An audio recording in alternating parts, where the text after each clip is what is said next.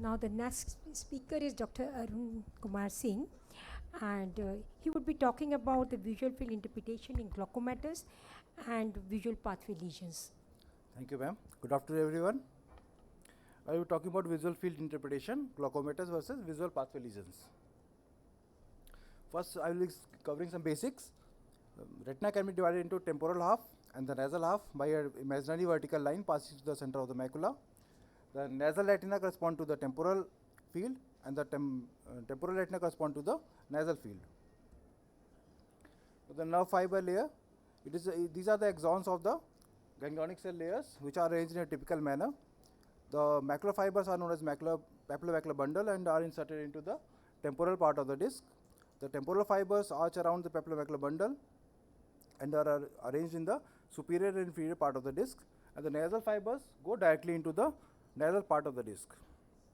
They are arranged in such a manner that the peripheral fibers are in the periphery of the optic nerve and the central fibers are in the middle of the optic nerve.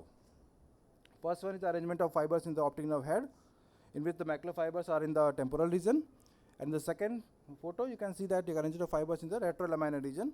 So the macular fibers which are temporal come in the middle of the optic nerve, preserving in the later on stages of the diseases. Now the visual pathway.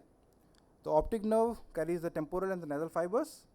The nasal fibers decussate at the chiasma and go on the opposite side, forming the optic tract. The optic tract contains the temporal fibers of the same side and the nasal fibers of the opposite side and relay into the lateral geniculate body. Now from the lateral geniculate body there is the optic radiations which relay the information to the primary visual cortex. Now mainly the anterior visual pathway lesions, especially optic nerve lesions, mimic glaucomatous field defects. Due to the anatomy of the visual pathway, a visual field defect which occurs due to a pathology at either chiasma or more posteriorly often affects the nasal or the temporal visual field. Now the field defects. First, it can be central or psychocentral scotoma. It can be seen in nutritional, toxic or hereditary optic neuropathy. First is the central and second is the psychocentral scotoma. Next, it can be arcuate and altitudinal field defect seen in the non-arthritic type of AION. First is the arcuate scotoma, and in the second picture you can see altitudinal field defect. It is due to the involvement of the short posterior ciliary arteries either in the superior half or the inferior half. Next is the junctional scotoma. It is seen when there is a lesion at the junction of the optic nerve and the optic chiasma. It is produced as we discussed earlier. The nasal fibers cross to the opposite side, but before crossing, they form an anterior Willebrand knee in the opposite side of the optic nerve. So if the lesion is there, the optic nerve of the same side will be affected fully, and in the opposite side, because the inferior nasal fibers are involved, so the superior temporal field defect will be seen, as you can see in this field. Generalized constriction of visual field can be seen in perioptic neuritis. And the bitemporal and the binasal hemianopia are seen in the chiasmal lesions. Mainly bitemporal hemianopia is more common. Binasal is rare.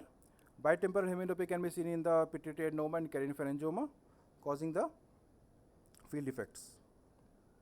Next, the homonymous hemianopia. It can be complete or incomplete. In the upper picture, you can see there is a complete homonymous hemianopia. In the lower fields, it is incomplete. It can be either congruous or incongruous. In the first lower field, you can see that the optic field defects are almost similar. So this is congruous field defect. And in the second picture, you can see that the field defects are not almost similar. So that is incongruous. As we move posteriorly to the visual pathway, the field defects become more congruous in nature. These defects can be seen in optic tract lesion and the lateral geniculate body lesion. Next is homonymous quadrantonopia. It is seen in the lesions of the optic radiations. The inferior fibers form the Mayer's loop and go to the temporal lobe, and the superior fibers go to the parietal lobe. So if there is any lesion in the inferior fibers, superior field defect will be seen, known as pie in the sky. And if the superior fibers are involved, then lower field defect will be seen, known as the pie on the floor. And the occipital lobe lesions are more congruous in nature, and it may be macular sparing. Now, a few points about the visual field defect in glaucoma.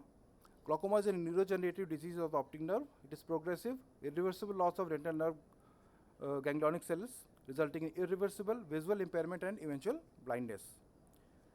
It affects the RNFL layer, which is anatomically distributed superiorly and inferiorly. Glaucomatous visual field defects tend to affect the superior visual field or the inferior visual field, depending on the which fibers are involved. And the visual field often does not cross the horizontal midline, referred to as respecting the horizontal midline. So what are the field defects can be seen? First is the paracentral scotoma, nasal step, arcuate scotoma, and generalized constriction of visual field. Now, how to differentiate these lesions?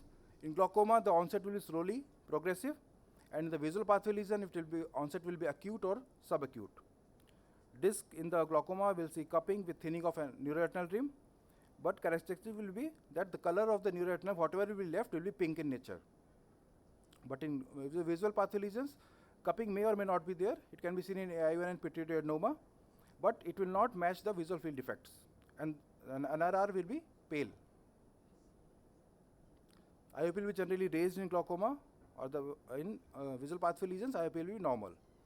Visual acuity will be affected late in the course of disease, and in visual pathway lesion, visual acuity will be affected early in the course of disease, except in chiasmal and post-chiasmal lesions. In glaucoma, no or mild APD will be seen, and in visual pathway lesion, significant APD will be seen in these cases. And in glaucoma, no neurological sign will be there, and in the visual pathway lesion, associated neurological signs and symptoms will be there. And visual field defect respect the horizontal meridian in the glaucomatous field, and the visual pathway lesion, it will follow the vertical meridian. OCT also shows RNFL and GCIPL loss corresponding to horizontal meridian in glaucoma and vertical meridian in visual pathway lesions. Now, few cases. A 48-year-old male presented with heaviness in both eyes for 6 months. On examination, his visual acuity was 6/9 in right eye and 6/12 in left eye. IOP was 24 and 21 mm of mercury. On gonioscopy, angles were open. Fundus showed cupping of 0.9 in right eye and 0.8 in left eye, with inferior thinning of NRR. This was the OCT RNFL. It showed the inferior thinning in both the eyes, and corresponding superior field defect was seen in the field examination. So it was a case of open angle glaucoma. Case 2, a 38-year-old female presented with the complaints of painless progressive decreased vision in left eye for last 2 to 3 weeks with headache.